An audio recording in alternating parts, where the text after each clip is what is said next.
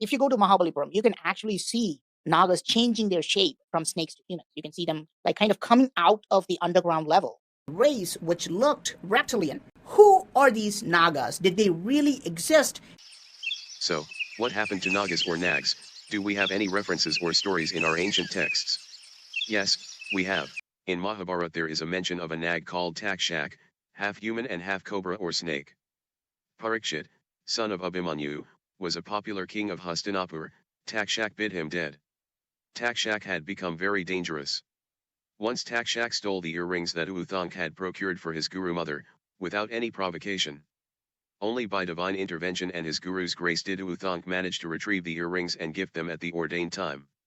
Uthank, narrating his own story of Takshak's harassment, reminded Janjay, son of King Parikshit, of how the snake had killed his innocent father. He provoked Janjay to avenge Parikshit's death by conducting the ritual of snake sacrifice, the Sarpa Sathra. The idea appealed to Janjay. He took Uthank's suggestion and soon initiated the Sarpa Yagya. This ritual sacrifice was so potent that on completion, it would have annihilated all the Nags from earth. As Janjay's Sarpa Sathra progressed, the effect of the fire rituals and chanting became increasingly potent. The entire Nag kingdom was consumed by fear.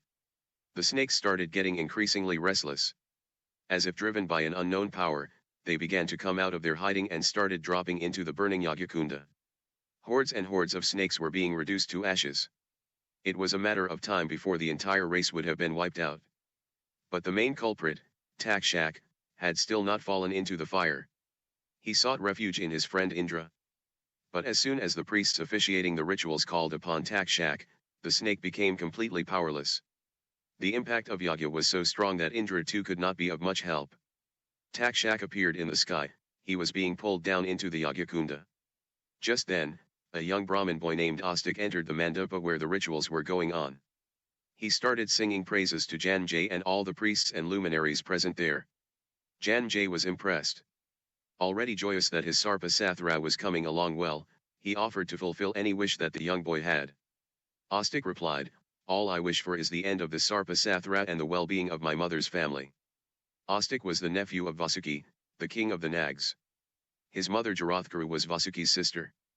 Janjay urged Astik to change his mind and ask for other gifts. But Astik was firm on his wish.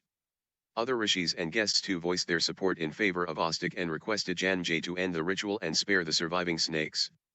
Janjay finally agreed and called for the closing of the yagya, much to the pleasure of the Nags and all the esteemed guests. This way Astik saved the day for the Nags and ensured their survival.